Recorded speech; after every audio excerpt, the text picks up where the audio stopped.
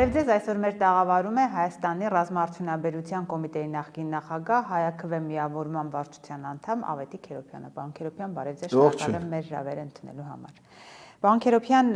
նախ Իրանի մեր շուրջ կատարվողին անդրադառնանք, Իրանի դեմ պատերազմի, Իսրայել, Միացյալ Նահանգներ, Իրան եւ ընդհանուր մերձավոր Արևելք թեժ կաթսա է հիշեցնում եւ մասշտաբները օրորի ավելանում են, ու այս ամեն ինչի մեջ հետաքրքիր է, թե կողմերից յուրաքանչյուրը ինչ ռազմամթերքով է մարտադաշտ մտել, ինչ սերնդի պատերազմ է գնում։ Այսինքն մենք տեսնում ենք հրթիռների հիմնականում հարվածներ, ինչպիսի հրթիռներ են, ինչ ռազմամթերք է օգտագործվում, այդ ռազմամթերքը ում կողմն է ավելի ծանրակշիռ, ում կողմն է ավելի արդիական, անդրադառնանք զինամթերքի տեսանկյունից եւ ուժերի բալանսին, այսպես ասած։ Տեսեք, այն ինչ տեսնում ենք, հա, հրթիռային փոխհրաձգությունը մի կողմից, բայց ծայրաստիճան ուժգին ռմբակոծություն Միացյալ Նահանգների եւ Իսրայելի օդուժի կողմից նորություն չկա սրա մեջ, հա, իրականում այն ինչով որ Միացյալ Նահանգները եւ Իսրայելը այսօր կռվում են, դրանք հայտնի դեռևս անցյալ դարի, հա, եթե տոմահավքները նայենք, ջեյդամները, որոնք որ կառավարվող ռումբեր են, ասենք GPS-ով կառավարվող եւ այլն, հա, խորը հակաբունկերային, դրանք վաղուց հայտնի զենքեր են։ Այն ինչ որ Իրանն է կիրառում, առանձնապես լուրջ առավելություն Միացյալ Նահանգների կամ Իսրայելի կողմից կիրառվող զենքի նկատմամբ չունի, միակ բանը, որ այսօր տեսնում ենք, այդ դասական հակաօդային պաշտպանության ձախողումն է, այն իմաստով, որ նույնիսկ դանդաղ թռչող անօդաչուների դեմ Միացյալ Նահանգները, Իսրայելը եւ իրենց, այսպես չասենք դաշնակից, բայց այն երկրները, որտեղ տեղակայված են Միացյալ Նահանգների բազաները, այդ երկրները այդ դասական հոպով են առայժմ պաշտպանվում, բայց մոտապես 2-3 օր առաջ արդեն խոսք գնաց ուկրաինական փորձը արդեն կիրառելու հակադրոնային պաշտպանության համեմատաբար էժան, շատ ավելի էժան, դրոնը դրոնի դեմ, այսպես դանդաղ եւ շատ ավելի էֆեկտիվ հակաօդային պաշտպանություն, այն իմաստով, որ ծախսը պաշտպանության զենքի եւ հարձակվող զենքի մոտապես հավասար է լինելու։ Մինչ այժմ, ասենք մի քանի միլիոն դոլարանոց հրթիռով կրակում էին մի քանի տասնյակ հազար դոլար արժողությամբ ծանր հրաթսերի վրա, երբեմն կպնում են, երբեմն ոչ, բայց շատ արագ սպառվեցին այդ հակաօդային պաշտպանության հրթիռները, պետրիոտները, իսկ սաղադրների մասին էլ չենք խոսում, որոնք որ շատ ավելի արագընթաց հրթիռների, բալիստիկ հրթիռների, գերզայնային, հիպերձայնային հրթիռների համար նախատեսված, այդ դրա ծախսը բազմակի գերազանցում է հարձակողական զենքի ծախսին, այսինքն եթե ֆինանսական ենք մի կողմ, պաշտպանությունը այսօր շատ ավելի թանկ է նստում, քան հարձակումը։ Եթե Իրանի հարձակումն ենք, եթե նայենք, թե ինչ ծախս է կատարվում Իսրայելի եւ ԱՄՆ-ի կողմից, շատ մեծ ծախս է կատարվում հարձակողական զենքի, տոմահավք հրթիռների մի հատի գինը մի քանի միլիոն դոլար արժի, հա, մեկից ավել հաստատ, եւ այդ առումով բացարձակ անպատիժ են գործում Իրանը եւ ներողություն Միացյալ Նահանգները եւ Իսրայելը։ Իսկեն չկա Իրանի կողմից լուրջ հակաօդային պաշտպանություն, առայժմ չի նկատվում։ Մինչդեռ նկատվում է լրիվ այլ ռազմավարական հնարքներ եւ տակտիկական հնարքներ, օրինակ բետոնի վրա նկարած կեղծ թիրախներ, այլ թիրախներ, հա, տասնյակ հազարավոր այլ թիրախներ, որոնք փչովի կամ ինչ-որ էժան կոնստրուկցիաներով հավաքվող, որոնք ոչ միայն ունեն տեսքը եւ ծավալը, այլ նաեւ կարող է ունենալ, ասենք, ներքին կառուցվածք մետաղյա, որը կարող է, ասենք, հարձակվողին խապկանք ստեղծել, որ այստեղ իսկապես կանգնած է ուղղաթիռ կամ ինքնաթիռ, կամ նույնիսկ հակաօդային պաշտպանության միջոցների նմանակներ, որոնք կարող են նաեւ ռադիոճառագայթում իրենց մեջ ունենան, այսինքն կարելի է պատկերացնել այսպես հետախուզության միջոցներ, որոնտեղ կանգնած իսկապես հոպի ռադիոլոկացիոն կայան եւ դրա վրա գա, ասենք, իրենից տասնյակ անգամ ավելի թանկ մի միջոց, որը իրականում արդյունավետություն ընդհանրապես փուչիկ պայթացնել է լինելու, էլի։ Ընդունված է վերջինորեն ասել, որ Միացյալ Նահանգների հրթիռները, այդպեսի փորձագիտական կարծիք կա, չի բավարարելու երկարատև պատերազմ իրականացնելու համար։ Արդյոք ճիշտ են այս գնահատականները։ Դե Միացյալ Նահանգների զինանոցը կարելի ասել անսպառ է այն իմաստով, որ իրենք կարող են եւ շատ վաղուց արդեն մի քանի տարի է իրենց ռազմավարության համալիրը բերել են շատ բարձր ծավալների արտադրության եւ չմոռանանք, որ այս տարվա համար համարյա $1 տրիլիոն ռազմական ծախս է նախատեսված Միացյալ Նահանգների կողմից, դրա մեջ ահագինը դա զինամթերքն է, մոտապես պատկերացնենք 30% լինելու է զենքի ձեռքբերումը, այդտեղ 300 միլիարդի զենք են ձեռք բերելու մոտապես, որը ահռելի մեծ թիվ է, հա, եթե նույնիսկ պատկերացնենք, ասենք, հրթիռների, ռումբերի, հոբ հրթիռների արտադրությունը, իրենք շատ վաղուց դրված արտադրություն են, այստեղ չկա նոր մշակումների ծախս։ Դա ընդհանրապես պետք է, ասենք, 2 հերթափոխի փոխարեն 3 հերթափոխ աշխատացնել, որպեսզի ծախսը համալրեն։ Ինչ վերաբերում է Իրանին, ապա Միացյալ Նահանգները առաջին հերթին թիրախավորել են Իրանի ռազմարտությունաբերական համալիրը, Սպահանի, Թեհրանի, Շիրազի շրջակայքում մեծ հարվածներ են իրականացրել, հաստատ ինչ որ ստորգետնյա բազաներ են խոցել, դատելով ավերածություններից գործարաններ, պայստարաններ, այո, եւ հաշվի առնելով, որ համարը կարելի ասել ասպառ հետախուզական հնարավորություններն են եւ անհամեմատ մեծ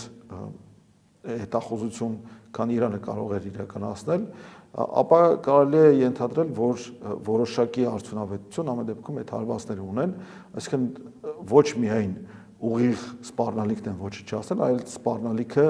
վերականգնելու ռեգեներացիայի հնարավորություններն են ոչնչացնում։ 44-օրյա պատերազմի ժամանակ էլ հիմա էլ մենք տեսնում ենք, որ պատերազմները օդուժով են հիմնականում, օդային զինամթերքի հետ կապված պատերազմներ կարելի է այսպես ձևակերպել։ Այս առումով մենք կարող ենք ասել, որ այս եւ ապագա պատերազմներում պետք է օրինակ նույն հաշվի առնել, դասեր քաղել, նույն օրինակ Հայաստան պաշտպանությունը, որ օդի պաշտպանության հետ կապված զինատեսակներ պետք է ունենա երկիրը։ Եթե չունես հակօդային պաշտպանություն, պարտված ես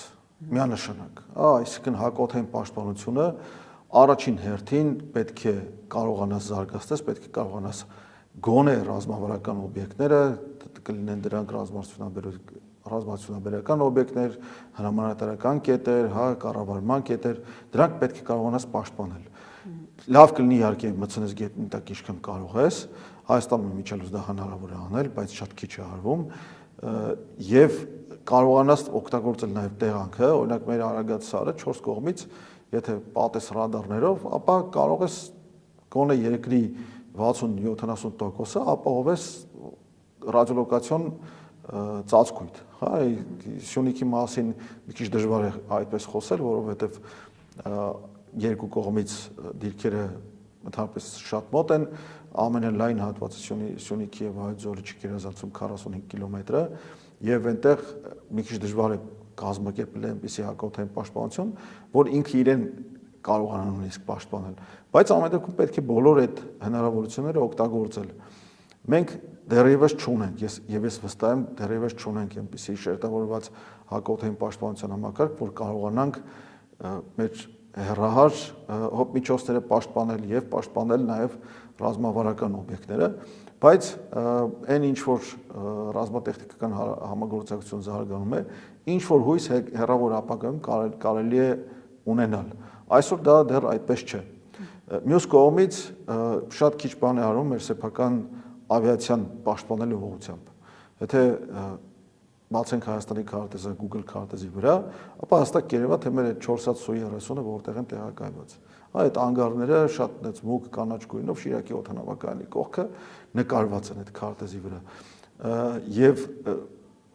ունենալով երկու ռազմական օդակայան, որոնք կարող են այդ Su-30-ներին դիմանալ, որոնցից մեկը 10 կիլոմետր, 12 կիլոմետր հեռու սահմանից, մյուսը մոտավորապես էլի այդքան, հա։ Այսինքն քողարկված չէ։ Քողարկված չէ եւ պաշտպանված չէ։ Իհարկե Հայաստանի աշխարհությունը հաշվի առնելով պաշտպանելը շատ դժվար է։ Մեր տարածքի ամենահեռու կետը սահմաններից, Ադրբեջանի եւ Թուրքիայի սահմաններից, ընդհանրապես 65-67 կիլոմետր է։ Դա հրթիռային հրետանու հասանելիության մեջ է լրիվ։ Այսինքն կարող են համազարգային կրակ վարել Հայաստանի Հանրապետության ցանկացած կետի վրա, Թուրքիա եւ Ադրբեջանը, բայց դա չի նշանակում, որ մենք պետք է ձեռքներս ծալած նստենք եւ սպասենք մինչև այդ հարվածը կգա, հա, պետք է բոլոր միջոցները կիրառել, ստեղծել պայստային օդանավակայաններ, գետնի տակ մտցնել այդ անգարները, հա, քողարկել, կառուցել այնպիսի հնարավորություններ եւ դա ես ասում եմ իմանալով որ դա հնարավոր է կառուցել, հա, որ կարողանաս ոչ թե օդանավակայաններում կամ ռազմական օդակայաններում միջեցնես, այլ ինչ որ այլ տեղեր, որոնք արտակոստ չեն էլ նշмарվի, որ այդտեղ հնարավոր է։ Մեր պաշտպանության նախարարությունը, մեր երկրի իշխանությունը ասում է, որ հրաշալի այդ առումով իրենք վտանգները հաշվարկել են, գիտեն ինչ անել, զինվում են, տարբեր երկրների հետ պայմանագրեր են կապում, էլ ինչ անեն դրանից ավել։ Պետք է դադարեն ստել, որովհետև շատ հաճախ ստում են, այդ ստի վրա բռնվում են, հա, չմոռանանք, որ օրինակ այսօրվա պաշտպանության նախարարի եւ գլխավոր շտաբի պետի պաշտոնավարման ընթացքում մենք կորցրել ենք Սև լճի հատվածները, հա, մենք կորցրել ենք Վարդենիս, Ջերմուկ, այդ տարածքներ ենք այդ հատվածներում տարածքներ ենք կորցրել, Սյունիքում ենք տարածքներ կորցրել ենք տարածք եւ դրա մասին իմացել ենք արդեն ասենք մի քանի ամիս հետո, օրինակ ներքին հանդի տարածքում, հա, այս բառացիորեն մի քանի ամիս առաջ ես նաև ինքս անձամբ իհարկե իմ ընկերներից հետո, հա, բարձրացեցի Սյունիքում որոշ դիրքերի հարցը, որոնց մոտ հերթափոխ կատարելու համար պետք է մեր զինվորները անցնեն ստորացուցիչ զննման միջոցով ադրբեջանցիների կողմից։ Պաշտպանության նախարարի պաշտոնը զբաղեցնող անձը վերկացավ եւ սկզբից փորձեց հերքել, արդարանալ, ասել, որ դա այդպես չէ, մի քանի ամիս լարվածություն չկա, բայց արդեն մի քանի տարի է դա կա։ Հա, այդ վիճակը կա մի քանի տարի եւ ինքը եթե նույնիսկ իր պաշտոնավարման ընթացքում տեղի չունեցել այդ իրավիճակը, որի արդյունքում մենք ստացել ենք պատանդարված փաստացի դիրքեր, ապա առնվազն 4 տարի եւ 4 ամիսը նա պաշտպանության նախարար է, այսինքն իր լրիվ իրավասությունների եւ պատասխանատվության շրջանակում է գտնվում այդ դիրքերի հարցը այս կամ այն ձևով լուծելը։ Արդարանում եմ, որ իբր թե կլինի հող հանձնել, եթե դիրքերը հանեն, բայց այնա 242 կիլոմետր տարածք են կորցրել իրենց պաշտոնավարման ընթացքում։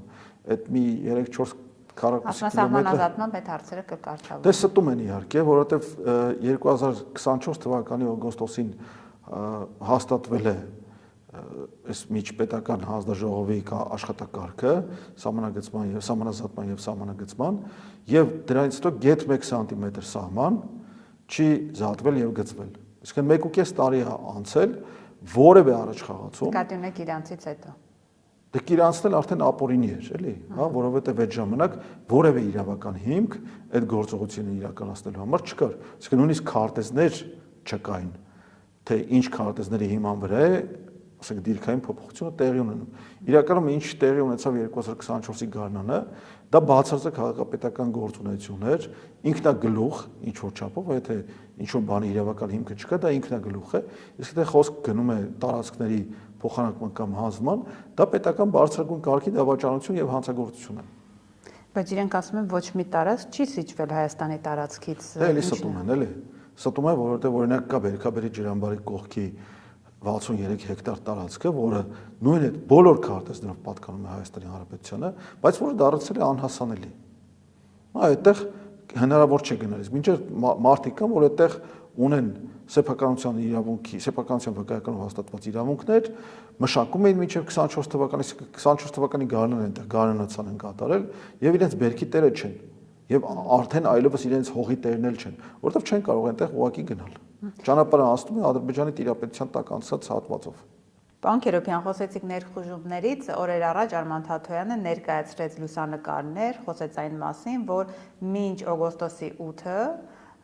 Հայաստանի տարածք ներխուժում է եղել, նոր ներխուժում է եղել, որը հայ հանրությունից թաքուն է պահել իշխանությունը։ Իշխանությունից հակադարձեցին, որ դա սուտ է, նման բան գոյություն չունի։ Ընդհանրապես դուք տեղյակ եք ինչի մասին է խոսքը, ինչ ներխուժում, կամ կա այդպիսի բան, չկա այդպիսի բան։ Շատ լավ տեղյակ եմ, որովհետև եւ Գեղարքունիքի դիրքերն եմ լավ ուսումնասիրել, հա, եւ այնտեղ ծառայություն իրականացրել, եւ Սյունիքի դիրքերը, եւ Հայձորի դիրքերը։ Ուրեմն այն ինչ որ ներկայացնում է պարոն Թաթոյանը, դա վերաբերում էր հենց Գեղարքունիքում Սոտքի մոտակայքում գտնվող մի ներխուժում, հա, որը այսպես շատ չի խորացել, բայց եկել է մտել է քարտեզով եկել մտել է Հայաստանի տարածք, ադրբեջանցիների երկու դիրքերի արանքում այնպես են դիրքավորվել, որ կտրվել է մեր դիրքերը գնացող ճանապարհը, այդ ճանապարհը ուղղակիորեն չի կտրվել ճանապարհը, բայց դիրքը դրել են ճանապարհից ընդամենը 150 մետր հեռավորության վրա, հենց Հայաստանի քարտեզով, Հայաստանի տարածքում։ Ինքնիշխան ասել մի քիչ դժվար է, որտեղ ինքնիշխան են տարածքը օկուպացված տարածքներում, խոսքը դրան մասն Հայաստանի օկուպացված տարածքներում են այդպես բաներ։ Չէ, փաստացի օկուպացված տարածք չէր այդ դիրքը, այսինքն ինքը գտնվում էր ոնց որ միջի դիրքային տարածքում, բայց եկել նոր դիրք են դրել ադրբեջանցիների նախկինում, ասենք 2022-ին դրված դիրքի եւ մեր դիրքի, մեր զինված ուժերի դիրքի արանքում նոր դիրք են դրել, քարտեզով Հայաստանի Հանրապետության տարածք են մտել, ճանապարհը, որը որ մեր դիրքի մի դիրքից մյուսն է գնում, փաստացի այդ դիրքից ընդամենը 100 մետր հեռավորության վրա անցնում, այսինքն ցանկացած ժամանակ կարող են այդ ճանապարհը կտրել, բերեն ասեք գիշերվա մթության քողի տակ կամ մարախի քողի տակ այդտեղ ականապատեն կամ ուղղակի մի հատ պայթացնեն, մի հատ ձագարը առաջացնեն, որ այդտեղ գնալ էլ չլինի։ Հա եւ այն ինչ որ նույն օրը, ասենք իշխանության падգամավորներից մեկը այդ հարցը տվեց, բարձ է դրա մասին չէր այդ հարցը, իրենք ընդհանրապես հետաքրքրված են Հայաստանի տարածքային ամբողջականությամբ եւ ինքնիշխանությամբ, հարցը լրիվ ուրիշ բանի մասին էր իրականում, հարցը զանգվածային լրատվամիջոցների պատասխանատվության ենթարկելու մասին էր, այն իմաստով, որ եթե պաշտոնական հերքում է եղել, դրանից հետո, ասենք այն լրատվամիջոցները, որ կշարունակեն տարածել այդ նյութը, իրենք պատասխանատվության ենթարկվեն։ Ասում են սուտ բան եք տարածելում, ապա այո, մինչդեռ պետք է խստորեն պատժվեն իշխանության լինի դա օրենսդիր կամ գործադիր իշխանության ներկայացուցիչներ, որ իրենք են ստում։ Պետք է հասկանանք, հա, որ եթե ազգային ժողովի ամբողջից մի բան ասվում է, դա չի ասում ինչ որ մի падգամավորի հարցմանը ի պատասխան։ Դա ասում է ամբողջ ժողովրդի։ Դրա համար է դա կոչվում ազգային ժողով։ Հիմա պաշտպանության նախարարը վեր է կացել եւ ազգային ժողովի ամբիոնից սուտ է որակել պարոն Թաթոյանի այն ասվածը, որը իրականում բացարձակ ճշմարտություն է։ Եվ դրա մասին կան օբյեկտիվ փաստական տվյալներ, որ դա իրոք այդպես է, որ դա եղել է այս տարի ներողություն, անցած տարվա ամռանը, 25 թվականի ամռանը, անմիջապես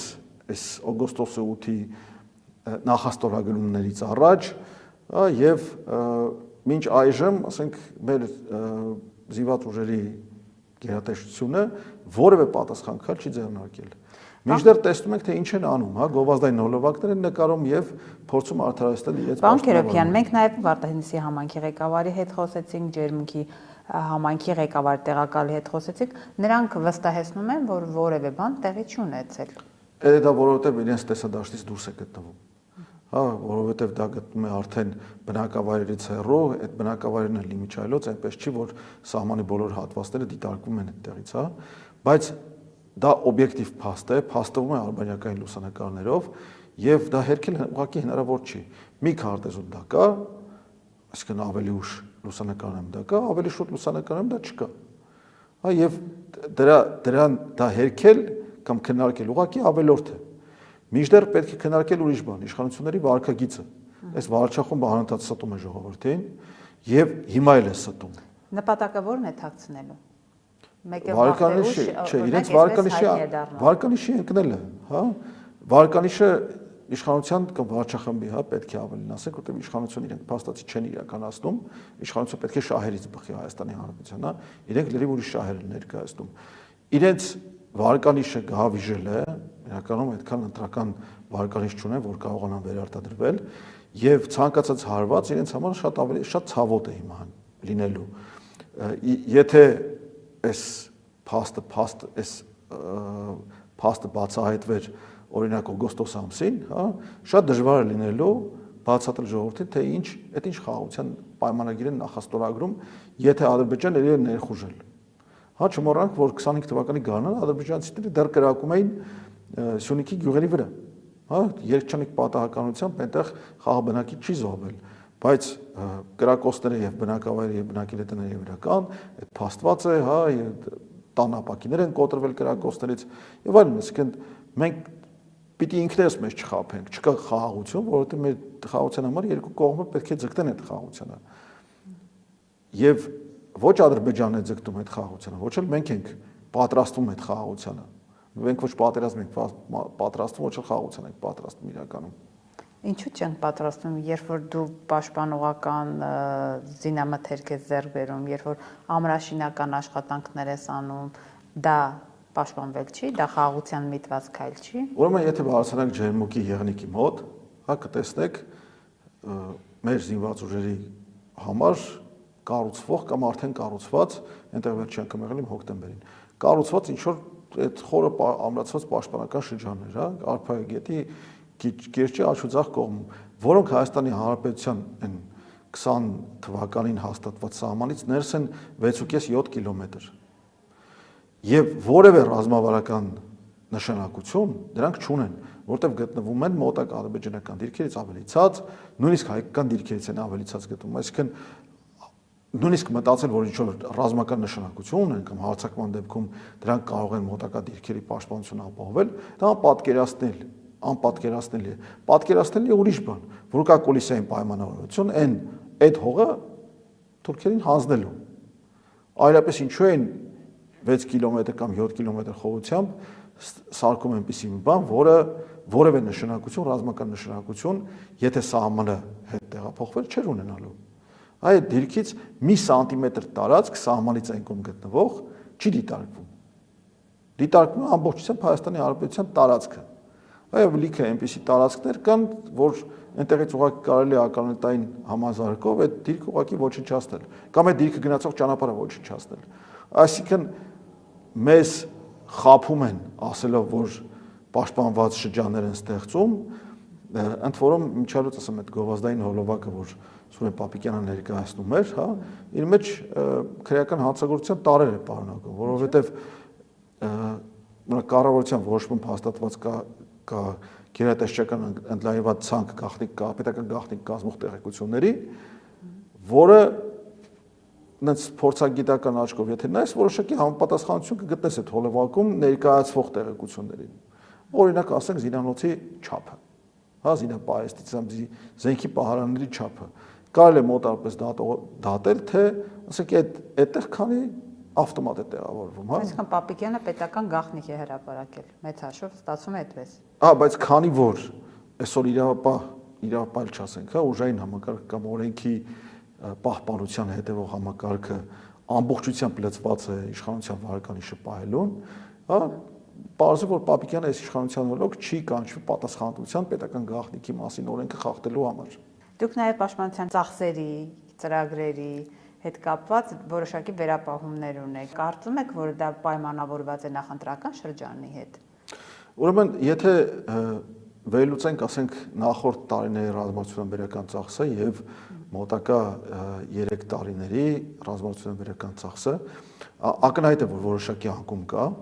հա, եթե 3 տարվա համար 23-ից 25 թվականի համար հայտարարվում էր, որ 171 միլիարդ դրամի ընդհանուր ծավալով պայմանագրեր են կնքվել տեղական ընկերությունների հետ, իրականում այդքանը չեն իրացրել, իմ կոպիտ հաշվարկներով մոտապես 130-140 են իրացրել, ապա հաջորդ 3 տարվա համար նախատեսված 150-ը, ասենք 21 միլիարդով պակաս է նախորդ 3 տարվա համար նախատեսվածից, բայց դա էլ այդքան մտահոգիչ չէ, ինչքան այն, որ առ այսօր այդ պայմանագրերը չեն կնքվել կամ կնքվել են չափազանց փոքր քանակի ընկերությունների հետ եւ կա որոշակի դժգոհություն ընկերություններից, մանավանդ նաեւ այն իմաստով, որ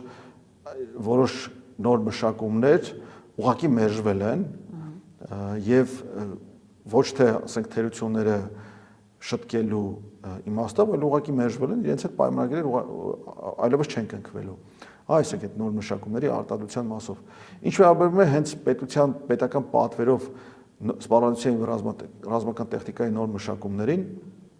ուրեմն բտակոչվող նախարարության նախարարը այս վերջերս հրապարակում արեց, որ նախորդ տարվա համեմատ 24 թվականի համեմատ 25 թվականին նոր նմուշների ֆինանսավորումը 2 անգամ աճել է, 1.2 միլիարդից դառել է 2.4 միլիարդ, բայց պլանավորված է եղել 5.7։ Այսինքն բյուջեն կատարել են 40%-ով, բայց ներկայացնում են, որ նախորդ տարվա համեմատ 2 անգամ ավել է եղել ֆինանսավոր փաստացի ֆինանսավորումը։ Դա այնտեղն է, որ ամսական կարելի է 5-7 միլիարդը իրացնել, այսինքն մեր արդյունաբերական եւ գիտական համալիրի կարողությունները այնքան են, որ կարելի է պատշաճ պետական հոգացության եւ պետական ֆինանսավորման դեպքում կարելի է տարեկան $100 միլիոն նոր մշակումներ անել, ոչ թե մոտապես ասենք 6 միլիոնի, էլի։ Բայց տեսեք ինչու՞ է հարցը։ Անցել է 2 ամիս այս տարից, հա, այսինքն մենք հիմա մարտի մեջ ենք, ռազմավարության կոմիտեի իր ծրագրերով, այսինքն ԲՏԱ նախարարության, որը ռազմավարության կոմիտեի վերադարձ գերատեսչությունն է, ռազմական պաշտպանության գծով ծախսը ուղիղ կլոր 0։ Այսինքն 2 ամսվա ընթացքում իրենք մի դրամ անգամ չեն ծախսել ռազմավարության ոլորտի զարգացման վրա։ Դա բյուջեի թվերով է երևում։ Այսը թվերը մանրամասն ուսումնասիրում եմ, ամեն շաբաթ բացում եմ, նայում եմ, տեսնում եմ, հույսով որ գոնե ինչ-որ բան սկսել են։ Հա, որևէ կերպ շահառու չեմ հանդիսանում դրան, ուղիղ կերպով, հա, որպես Հայաստանի Հանրապետության քաղաքացի, բնականաբար մտահոգված եմ եւ մենք բոլորս ենք դրա շահառուն հանդիսանում։ Բայց այսօր մարտի 9-ն է եւ որևէ ծախս ռազմավարության զարգացման գծով չի արված։ Բայց աշխատավարձի գծով, ասենք նույն ռազմավարության կոմիտե կամ ԲՏԱ նախարարության ամբողջությամբ, ծախսը ամբողջությամբ 100%-ով արվում է։ Հիմա այդ մարդիկ ինչ են անում, փող ստանում։ Այսինքն եթե որևէ բան չեն, ծրագիր չեն։ Եթե որևէ բան չեն անում, իրենց արդյունք չեն տալիս, իսկ իրենց արդյունքը ինչ է։ Դա պետք է լինի փորձանմուշների արտադրությունը, ցուցահանդեսների կազմակերպումը, ռազմական այդ ռազմավարության ոլորտում $25 միլիոն, $25 միլիոն դրամ է ընդհանրապես ուսումնական ծրագրերի, կրթական ծրագրերի իրականացումը եւ սպառողության եւ ռազմական տեխնիկայի նոր նմուշների մշակումը, հա։ Ոչ մի ծախս դրանից չեն անում, ոչ մի դրամ ծախսված չէ այսօր 26 թվականի բյուջեով։ Իմիջայլոց անցյալ տարի ԲՏԱ նախարարությունը ծախսել է իր բյուջեի մոտապես էլի 30%-ը 48 միլիարդ դրամից ծախսվել է 20-ից պակաս։ Պատվերներ չկան պետության կողմից։ Ինչն է պատճառը, որ գումարը կա, բայց աշխատանք չեն անում։ Ես կարծում եմ, որ գործ ունենք Չարամիտ դիտավորության հետ։ Ինչու՞։ Ուղղակի չեն ուզում անել, չեն ուզում զարգացնել։ Հա, ցանկություն չկա, նպատակ չկա։ Կա պատրանք, հա, որ ինչ-որ բան անում են։ Եթե կա գումար, եթե կա գաղափար, եթե կա նախաձեռնություն, ինչու ուրեմն չանել։ Այսինքն այդ որ ասում եք Չարամիտ, ինչի համար չեն ուզում անել։ Պատճառը բուն ո՞րն է։ Բերեմ մի օրինակ, հա, կա այդ բյուջեում, ռազմավարության կոմիտեի բյուջեում կա փորձանմուշների արտադրության տող, որը առաջին անգամ 2024 թվականին է բյուջեն ներառվել, ծախսվեց 1 միլիարդ 100 միլիոնից բյուջետավորված, ծախսվել էր 100 միլիոնից պակաս մի թիվ։ 25 թվականի համար բյուջետավորվել է 1.5 միլիարդ դրամ, ծախսվել է, պինդ բռնվեք, 35 միլիոն։ Հա, ընդամենը 35 միլիոն դրամ 1.5 միլիարդ բյուջետավորվածից։ Իսկ 24 թվականի սեպտեմբերին եւ 25 թվականի գարնանը նույն ԲՏԱ նախարարը բերում էր օրենսդրական նախաձեռնություն, ասելով, որ մենք դաշտը բացում ենք, դաշտը ազատականացնում ենք, շահույթի նորմատիվի պահանջն ենք անում եւ այլն։ 25 թվականի գարնանը բերեցին ներկայացրին կառավարության որոշման երկու նախագիծ, անցավ այդ որոշումը, որով հաստատվեց եւ փորձանմուշների արտադրության ֆինանսավորման ընդհանրապես կարգը, հա, եւ հատուկ գիտահետազոտական փորձակոնստրուկտորական աշխատանքներ, այսինքն սպառողության նոր նմուշների մշակման կարգը։ Եվ կուրսերն էին ծեծում, գոչում էին աչուձախ, որ սա արվում է նրա համար, որ ինստիտուցիոնալ հիմքեր ստեղծվեն այդ ամեն ինչը կանոնակարգված կերպով իրականացնելու համար։ Կանոնակարգվածը բյուջեի 2%-ը ծախսելն է։ Փաստորեն։ Բայց իրենք խոսում են, որ մեր ռազմաարդյունաբերությունը զարգանում է, մենք գիտեք ինչ զենքեր ունենք, որ միշտ խոսում ենք, ասում են, եկեք ձեզ տանենք բոլորին ցույց տանք, միշտ այդ են ասում, ընդդիմությանը դա են ասում, լրագրողներին դա են ասում, եկեք տանենք ցույց տանք, թե մենք ինչ ռազմական ներուժ ունենք այս առումով։ Ուրեմն այդ գումարները որտեղ են գնում, ո՞նց են ծախսվում, եթե մենք ունենք զենք, չի կատարվում աշխատանք, այսինքն ներմուծված զենքերն է միայն, տեղում ոչ մի բան չի արտադրվում։ Տեղում արտադրվում է։ Ասացի արդեն, որ նախորդ 3 տարիների ընթացքում իրացել են մոտավորապես մի 140 միլիարդի պատվեր տվել են, այսինքն այդքանը իրացվել է։ Շատ ավելի մեծ է։ Ուրեմն նոր նմուշների ընդհանուր առմամբ ֆինանսավորումը նախորդ 5 տարիների ընթացքում 10 միլիարդ դրամ չի հավաքվում իրար գլխի։ Պատկերացրեցիք, ասենք մի 25 միլիոն դոլար։ Այդ 25 միլիոն էլ եմ կրկնում, ասենք կարելի է ծախսել տարվա առաջի կիսամյակին։ Իսկ մեր գիտական եւ արդյունաբերական համալիրը ի վիճակի է այդքան միտք գեներացնել, ինժեներական միտք գեներացնել, որ կարողանա այդքան աշխատանք կատարել եւ պետք է հասկանանք, հա, որ հաղթում են նոր զենքերը։ Այն զենքերը, որ տեխնոլոգիական են, այն զենքերը, որոնք իրենց մեջ ներառում են ընթացող կամ ընթացած վերջի պատերազմների փորձերը։ Հիմա այս 140 միլիարդը մոտավորապես, ասենք դրա 70%-ը այն նմուշների արտադրությանն է ուղղվել, որոնք մշակվել են, ասենք մինչև 20 թվականը։ Վստահաբար կարող եմ ասել։ Որը այլևս կենսունակ չի։ Չէ, կենսունակը ինչ որ առումով կիրառման իր շրջանակը դա ունի։ Հա, բայց արդյոք օրինակ, ասենք կապի խափանումների նկատմամբ կայուն են դրանք, հա, կամ արդյոք կարելի է դրանցով պայքարել անօթաչուների դեմ, հենց այդ նոր մշակված միջոցներով, հա, կամ արդյոք կարելի է հրթիռային կամ հրետանային արձակումները դրանցով արագ տեղորոշել եւ հակառակ հարվածներ կազմակերպել, կամ արդյոք այնքան միջոց է դրվել մեր զորքերի կապի եւ կառավարման համակարգի մեջ, որ մենք կարողանանք ուղղակի վստահ լինել, որ յուրաքանչյուր ջոկ կամ յուրաքանչյուր դասակ լիակատար կապից կտրված լինելու պայմաններում կարող է ինքնուրույն լիարժեք մարդ վարել, այսինքն ոչ թե հրաձգային, միայն հրաձգային զենքերից կրակել դիմացի հակառակորդի նկատմամբ, այլ նաև իրավիճակային տեղեկատվություն ունենալ լիակատար, թե իր շրջանում ինչ է կատարվում։ Վստահաբար այդպիսի կարողություններ չեն ստեղծվել, որովհետև այդ ուղղությամբ մտածող ուղղակի չկա։ Մտածում են, ասենք, նայում ես թե հրամանատարշտաբային վարժանքներ են անում, հավաքներ են անում, տեսնում ես ցուցափայտով ինչ որ թղթի քարտեզի վրա ինչ որ բաներ են ցույց տալիս։ Չի կարող այդպես լինել 21-րդ դարում, չի կարող այդպես լինել առավել եւս 2025 կամ 26 թվականին։ Պետք է լինի ձեռքի էլեկտրոնային համակարգեր, պետք է լինի պաշտպանված կապ, պետք է լինեն յուրաքանչյուր զինվոր պետք է ունենա ավտոմատացման միջոց, չպետք է, ասենք, ասի աչից կամ ձախից ինչ որ բան եմ տեսնում, օրինակ հեռադիտակի վրա հասարակ մագնիտոմետր կարող է դրած լինել կամ տեսադիտարկման սարքի վրա, որ ուղղակի հրամանատարական կետում երևա, որ տեսել եք ոնց են Street View-ն, հա, Google Street View կամ Yandex-ի քարտեզներ են։ Կամերան ուղղում ես, ցույց է տալիս քարտեզը, թե որ ուղղությամբ է պատկերը։ Դրանք պարզ միջոցներ են, բայց կառավարումը բազմակի ավելի արդյունավետ են դարձնելու, բայց վստահաբար այդպիսի միջոցներ չեն այսօր մշակվում եւ ներդրվում։ Շնորհակալ եմ։ Ձեզ էլ։